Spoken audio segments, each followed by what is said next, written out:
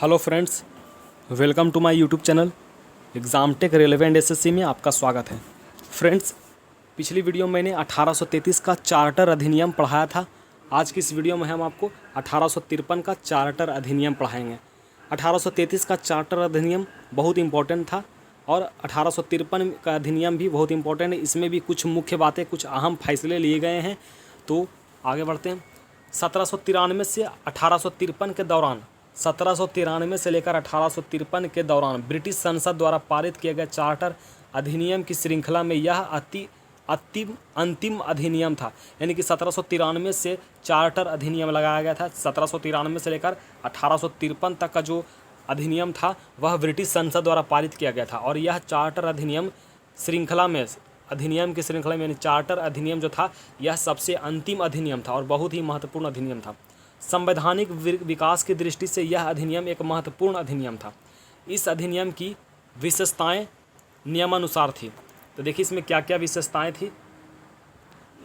इसमें पहली बार governor general की परिषद के विधायी और प्रशासनिक कार्यों को अलग कर दिया। यानी कि पहली बार गवर्नर जनरल का जो पद 1833 के तहत दिया गया था, बंगाल के गवर्नर जनरल को भारत का गवर्नर जनरल कहा जाने लगा और जो बंगाल का गवर्नर जनरल जब भारत का गवर्नर जनरल कहा जाने लगा तो गवर्नर जनरल की परिषद के विधायी और प्रशासनिक कार्यों को अलग कर दिया गया 1853 के अधिनियम के तहत। इसके तहत परिषद में 6 नए परिषद और जोड़े गए। 6 नए परिषद की स्थापना और की गई, जोड़े गए। इन्हें विधान परिषद कहा गया। 6 नए परिषद जो जोड़े गए इन्हें विधान परिषद कहा गया। दूसरे शब्दों में इसने गवर्नर जनरल के लिए नई विधान परिषद का गठन किया। यानी कि गवर्नर जनरल के लिए एक नई विधान परिषद का गठन किया जिसे भारतीय विधान परिषद कहा जाता है। जो नई विधान परिषद का गठन किया गया इसे भारतीय विधान परिषद भी कहा जाता है। इसे केंद्रीय विधान परिषद भी कहा जाता है। यानी कि केंद्रीय विधान परिषद कहा जाता है। इसे परिषद की इस शाखा ने छोटी संसद की तरह कार्य किया। यानी कि परिषद की जो छोटी शाखा है केंद्रीय विधान परिषद या भारतीय विधान परिषद, इसने छोटी संसद के रूप में कार्य किया। इसमें वही प्रक्रियाएं अपनाई गई जो ब्रिटिश संसद में अपनाई जाती थी। यानी कि इस परिषद में वही प्रक्रियाएं अपनाई गई, यानी इसमें वही प्रक्रियाएं अपनाई गई जो ब्रिटिश संसद में अपनाई जाती थी।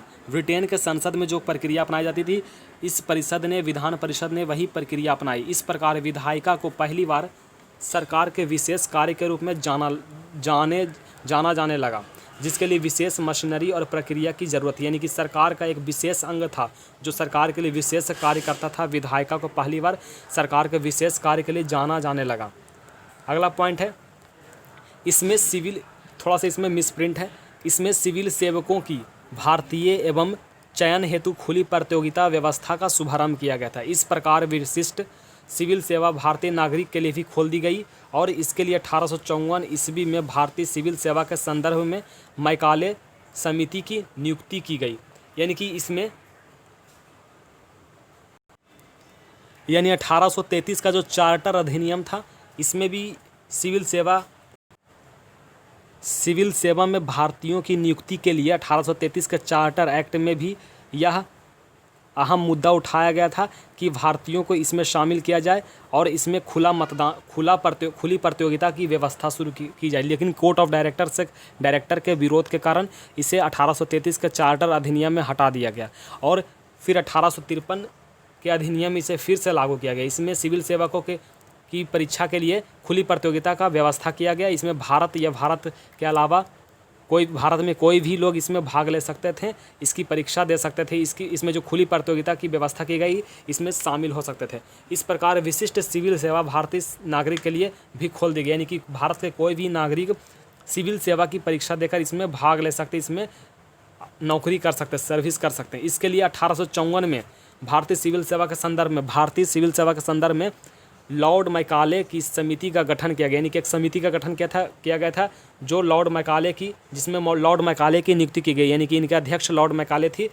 1854 ईस्वी में इस समिति का गठन किया गया था। इस समिति का मुख्य उद्देश्य था भारतीय सिविल सेवकों में भारतीयों के लिए खुली प्रतियोगिता की व्यवस्था करना। अगला पॉइंट है, इसने कंपनी के शासन को विस्तारित कर दिया। यानी कि लॉर्ड मैकाले जो था कंपनी के 1853 का जो अधिनियम था अधिनियम ने कंपनी के शासन को पूरी तरह विस्तारित कर दिया और भारतीय क्षेत्र को भारत का जो क्षेत्र था वह इंग्लैंड के राजशाही के विश्वास के तरह कब्जे में रखने का अधिकार दिया गया, यानी इंग्लैंड का राजशाह के विश्वास के कब्जे में रखा गया।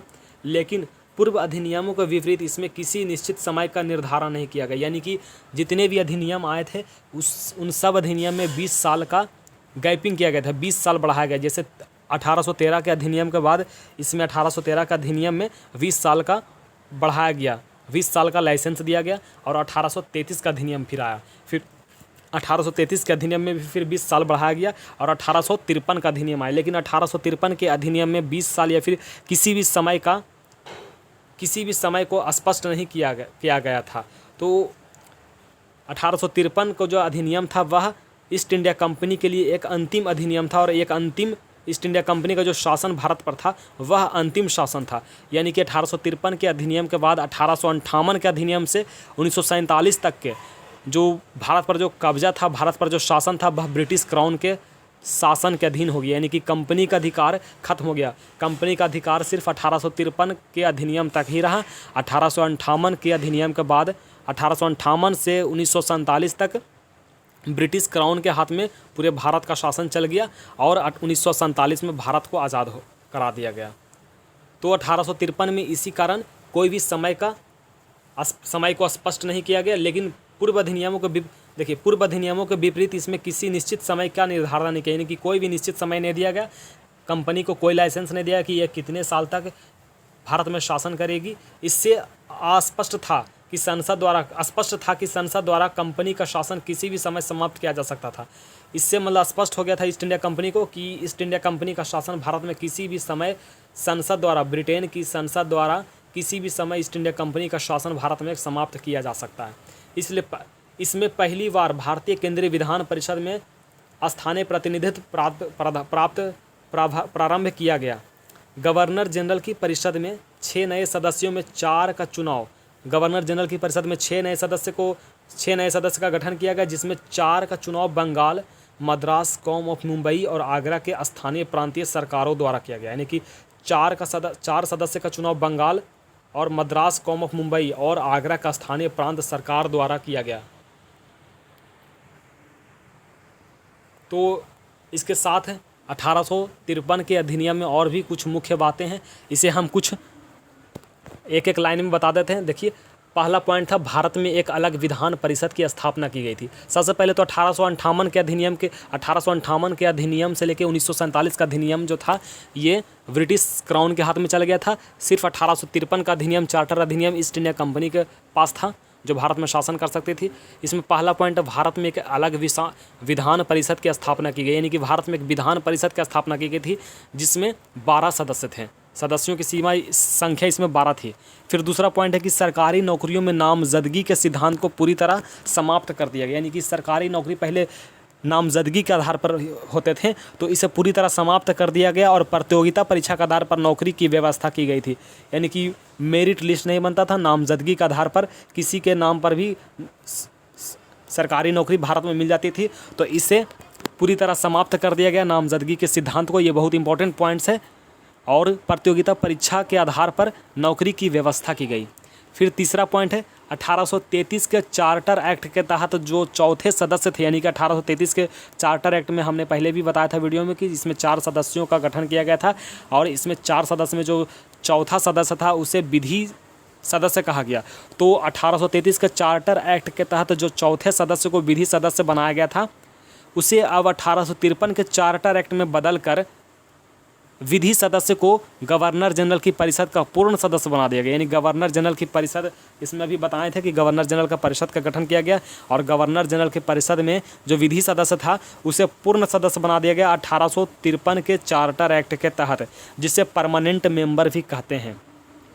चौथा और अंतिम पॉइंट है निदेशक मंडल के सदस्यों की संख्या 24 से घटाकर 18 कर दी गई। यानी कि निदेशक मंडल था जिसमें सदस्यों की संख्या 24 थी और उससे घटाकर 18 कर दी गई।